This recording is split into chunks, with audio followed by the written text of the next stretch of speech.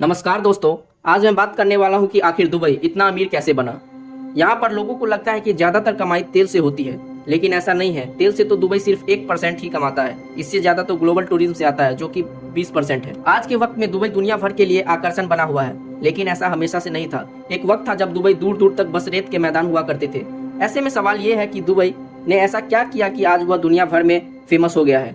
ये तो हमें पता चल गया है कि ये तेल से इतना अमीर नहीं बने, तो फिर क्या है जिसकी मदद से ये आज दुनिया के लग्जरियस डेस्टिनेशन बन गए हैं। ये सब मुमकिन हुआ है दुबई के शेख राशिद बिन रईद अल मखतूम और उनके बेटे शेख मोहम्मद बिन राशिद अल मखतूम की वजह से। दुबई के विकास की दास्तां तब शुरू हुई जब ओमान और इराक जैसे दुबई के आसपास के इलाकों के लिए दुबई एक कनेक्टिव रूट की तरह सामने आया। एक ट्रेडिंग पॉइंट बनने से पहले दुबई सिर्फ मोती पैदा करने और मछली के बिजनेस के लिए जाना जाता था। इसके बाद दुबई दुनिया की नजर में आने लगा। 1950 के दशक में दुबई में तेल की खोज हुई, जिसके बाद दुबई समेत पूरे यूएई की इकोनॉमी तेजी से बढ़ने लगी। हालांकि कुछ ही वक्त में दुबई को ये समझ आ गया था कि सिर्फ तेल के सहारे लंबे वक्त देश को चला पाना मुमकिन नहीं है। इसके बाद तेल से निर्भरता को हटाते हुए मॉडर्न दुबई बनाने के लिए शेख राशिद बिन रईद अल मखतूम ने अहम कदम उठाए। उन्होंने 1958 में दुबई की सत्ता संभाली और करीब 32 सालों तक राजा बने रहे। जब राशिद बिन सईद के हाथ दुबई की बागडोर गई, उस वक्त मछली और मोती का व्यापार लगभग बर्बाद हो चुका था और पूरी इकोनॉमी तेल के निर्यात पर निर्भर थी।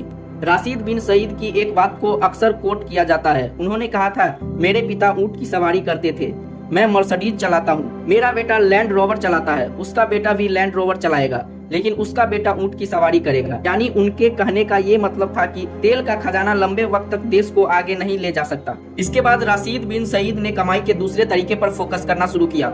वह सीधे पहुंचे ट्रेडिंग पॉइंट और उसे डेवलप किया। वहां पर एक डाई डक भी बनाया जहां तमाम शिप रिपेयरिंग किए जाते थे।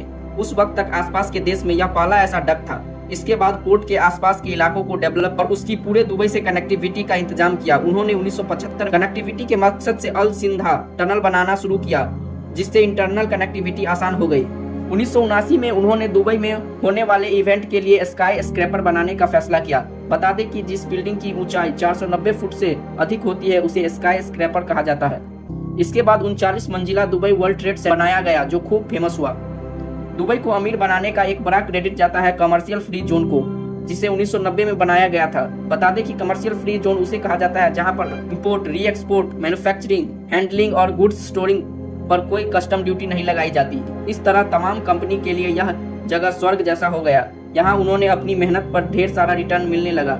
शेख राशिद ने ही यूएई के सारे एमिरेट्स को यह सुझाव दिया था कि उनकी एक कमर्शियल करेंसी होनी चाहिए। इससे लोकल यूएई करेंसी को मजबूत बनने में मदद मिली और आज उसे हम दिरहम के नाम से जानते हैं। इसके बाद दुबई की सत्ता आई शेख मोहम्मद राशिद बिन सईद अल मखतूम के हाथ में।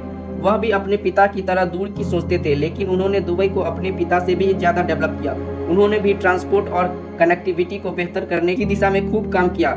जहां उनके पिता पानी के ट्रांसपोर्ट को बेहतर बना, उन्होंने एयर ट्रांसपोर्ट को बढ़ाने का काम किया। एमिरेट्स एयरलाइन की शुरुआत की।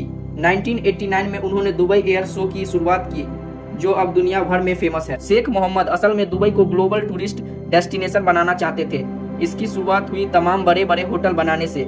1999 में बुर्ज अल अरब होटल बनाया गया, जो दुबई का पहला 7 स्टार होटल है। इसके बाद एक के बाद ढेर सारे लग्जरियस होटल बने। दुनिया भर से लोग यहाँ होटल का मजा लेने आते हैं। अगर दुबई के टूरिज्म की बात करें तो यह सालाना करीब $20 बिलियन का है और इसके पीछे लग्जरियस होटल का अहम योगदान है। आज के वक्त में दुबई में मॉडर्न जू, मॉडर्न गैलरी और स्काई डाइविंग भी खूब होती है, जो लोगों के लिए आकर्षण का केंद्र है। इसकी वजह से तमाम यात्री यहाँ आते हैं। 1995 में दुबई शॉपिंग फेस्टिवल की शुरुआत हुई, जिससे दुबई की इकोनॉमी तेजी से बढ़ने लगी।